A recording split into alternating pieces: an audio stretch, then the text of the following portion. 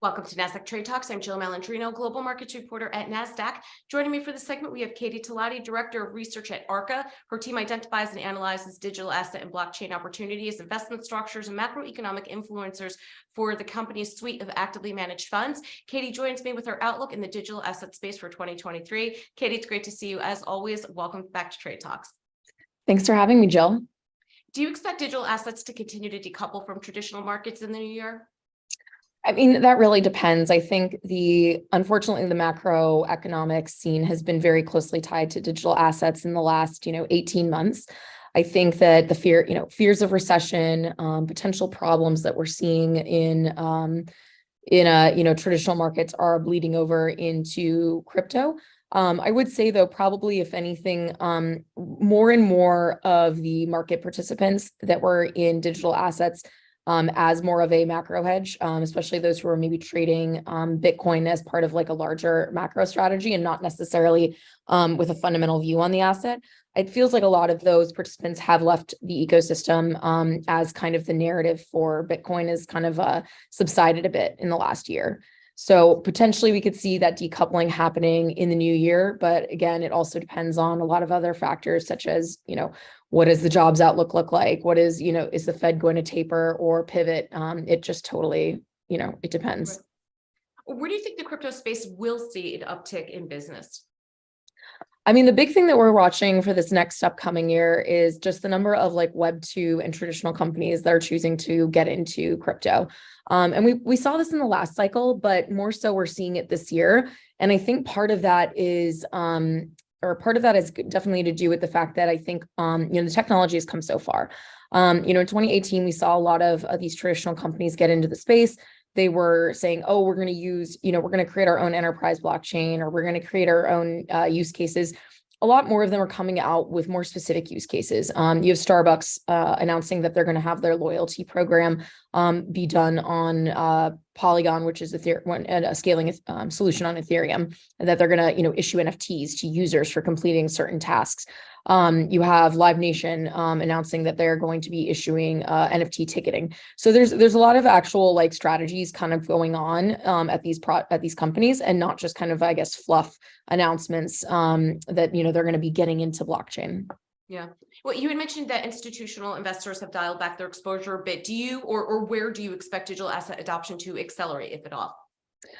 I think, we're really going to see it accelerate in terms of like these kind of like this user growth and the adoption piece. I mean, I'm most excited about like at the end of the day, like the digital asset ecosystem or the universe of participants there is so small compared to the general public. And I think that, if you end up having one of these billion-dollar companies crack the code to bring in even several million of their users, that's already a huge, a much larger number of users that would come into the ecosystem versus what's been in there before. So already you're kind of just growing the pie, or like the number of people like adopting blockchain in their daily lives, just from having a few of these corporations come in. And then once there is kind of some sort of strategy that these corporations can kind of like use and successfully execute on, you're going to end up with a bajillion other companies jumping in as well and copying them. Otherwise, they're going to feel that, they're being left behind.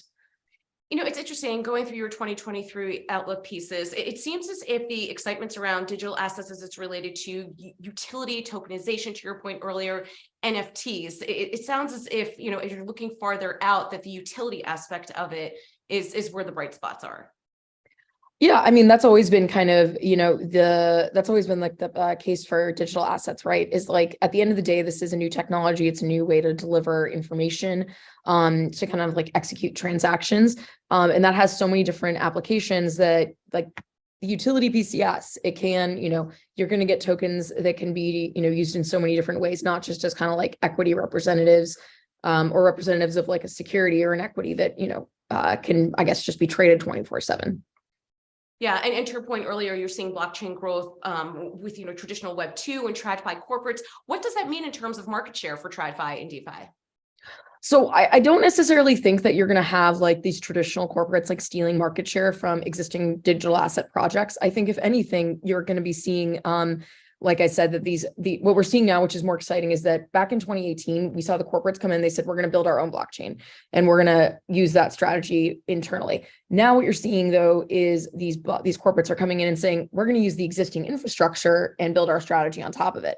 And so if anything, it's just growing the overall marketplace, and it's not necessarily like stealing, where there's not necessarily stealing like that market share from anywhere else in digital assets. It's really just using what's available and working within that, which I think is very exciting and a good sign for the ecosystem. Yeah. And finally, Katie, what about the potential of Web3? Is crypto just a fraction of its potential?